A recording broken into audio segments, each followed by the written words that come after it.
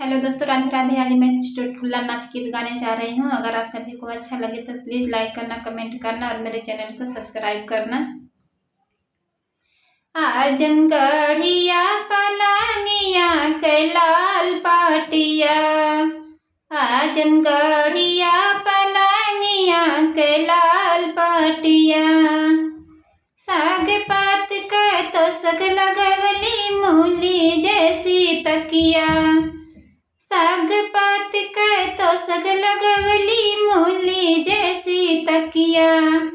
वह पे में सास ससुर तड़पे मारे मनवा घर में रह के बेईमान गुजार रातिया, घर में रह के बेईमान गुजार रातिया।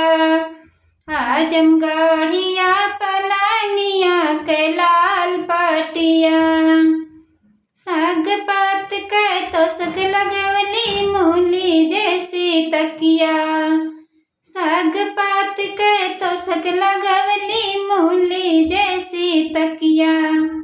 वह पे सोवे जेठ जेठान तड़पे मोरे मनवा घर में रह के बेईमान गुजार रातिया, घर में रह के बेईमान गुजार रातिया।